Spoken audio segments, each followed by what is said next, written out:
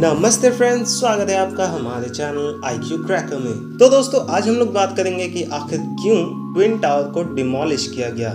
तो बिना किसी देरी के चलिए शुरू करते हैं।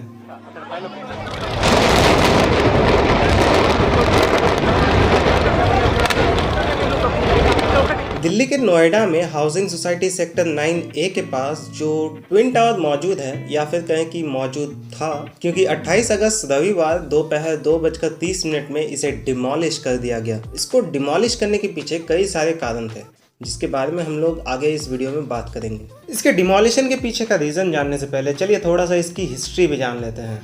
दरअसल 2004 में नोएडा के पास एक सोसाइटी बनाने का प्लान किया गया था, जिसका नाम होने वाला था इमराल कोर्ट, जिसमें कि 10 स्टोरीज के टोटल 14 टावर्स होने वाले थे। बट 2006 में जाकर के इसे रिवाइज करके 16 टावर्स कर दिया गया। 2009 आते आते 14 टावर्स बन करके कंप्लीट हो गए थे और 2 टावर्स का अप्रूवल अभी भी बाकी था। फिर इन दोनों टावर्स का भी काम शुरू हो गया और इन टावर्स को 40 स्टोरीज तक हाई बनाने का अप्रूवल नोएडा की अथॉरिटी से ले लिया गया था।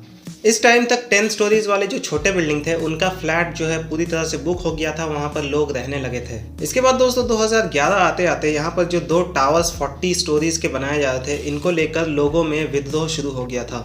इस वक्त तक ट्विन टावर, जिसमें कि 2 बिल्डिंग्स थे, एपिक्स और साइन, जिसमें से एपिक्स की हाइट 32 स्टोरीज की हो गई थी और साइन की हाइट 29 स्टोरीज की हो गई थी। यहाँ से शुरू होता है दोस्तों ट्विन टावर के डिमोलिशन का main reason. Supertech firm limited twin tower को बनाने के पीछे इन्हीं का हाथ था।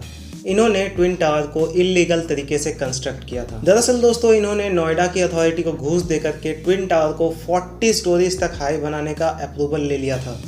और दोस्तों, ट्विन टावर को बनाने टाइम सेफ्टी मेजर्स का भी ध्यान नहीं रखा गया था। अगर आप गौर करेंगे दोस्तों, तो आप देख सकते हैं ये जो ट्विन टावर है, इन दोनों को पैरेलली, एक दूसरे के पैरेलली बनाया गया है और इन दोनों टावर के बीच का जो डिस्टेंस है वो 20 मीटर से भी कम है, जो कि बिल्कुल भी अच्छा नहीं होता है।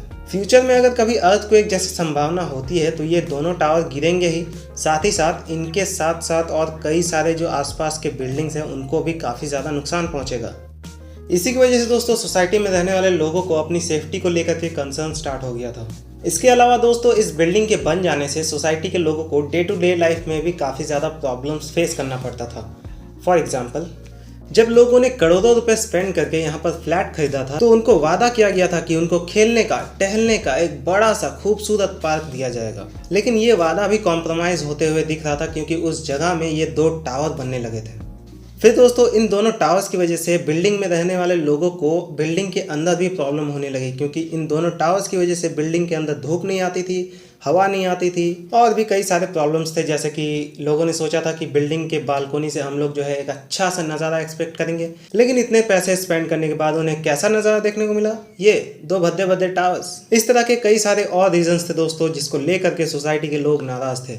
तो इन्हीं सभी बातों को लेकर के दोस्तों सोसाइटी के लोगों ने ट्विन टावर के खिलाफ केस दर्ज कर दिया और 2014 में दोस्तों हाई कोर्ट ने सोसाइटी के लोगों के फेवर में जजमेंट दिया और हाई कोर्ट ने साफ साफ अपनी जजमेंट में बोल दिया कि बेटा ये टावर तो तोड़ना पड़ेगा। ये सुनने के बाद सुपरटेक वालों की तो हालत ही खराब हो गई। आखिरकार उन्होंने 70 करोड़ स्पेंड किए थे इस बिल्डिंग को बनाने के लिए और इस बिल्डिंग की वैल्यू एस्टिमेटेड 900 करोड़ से भी ऊपर की बताई जाती है। फिर सुपरटेक वालों ने कहा, ऐसे कैसे, ऐसे ही तोड़ देंगे, 70 करोड़ खर्चा किया है, चलो सुप्रीम कोर्ट जाएंगे। फिर दोस्तों सोसाइटी के लोगों को और भी प्रॉब्लम्स होने लगी, क्योंकि तारीख पर तारीख, तारीख पर तारीख, तारीख पर तारीख, तारीख पर तारीख मिलती रही है, लेकिन इंसाफ नहीं मिला। बट आखिरकार देर आए दुरुस्त आए। 7 सालों बाद सुप्रीम कोर्ट ने भी सोसाइटी के हित में फैसला जारी कर दिया, जिसके बाद सुप्रीम कोर्ट ने भी बोल दिया, बेटा अब तो तोड़ना ही पड़ेगा। और यही नहीं, मार्केट से जितना पैसा उठाया था ना इस बिल्डिंग को बनाने के लिए, उनको सूद समेत पैसा वापस भी करना पड़ेगा।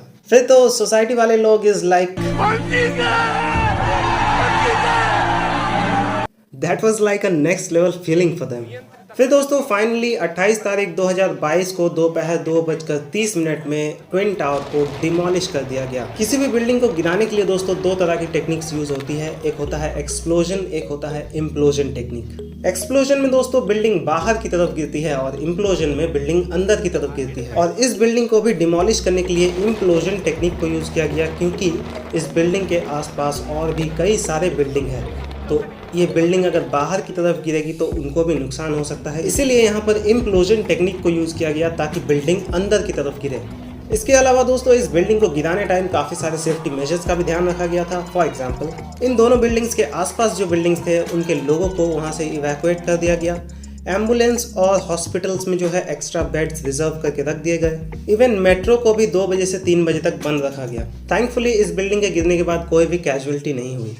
इस बिल्डिंग को गिराने में दोस्तों 20 करोड़ का खर्चा आया था और वो भी सुपरटेक कंपनी से ही लिया गया था, जिसमें से 5 करोड़ तो हाथों हाथ देना पड़ा और बाकी का 15 करोड़ जो है वो बिल्डिंग के मलबे से जो स्टील निकलने वाला है उससे रिकवर किया जाएगा। इस बिल्डिंग के डिमोलिशन का कॉन्ट्रैक्ट एक मुंबई बेस्ड कंपनी को दिया गया था जिसका नाम है एडिफिस इंजीनियरिंग। तो दोस्तों यही थे वो रीजंस जिसकी वजह से नोएडा के ट्विन टावर को डिमोलिश करना पड़ा। तो दोस्तों आई होप आपको ये वीडियो पसंद आया होगा। अगर आपको ये वीडियो पसंद आया है तो इस वीडियो को लाइक करें, पसंद नहीं आया तो डिसलाइक करें। सी यू नेक्स्ट टाइम, बाय।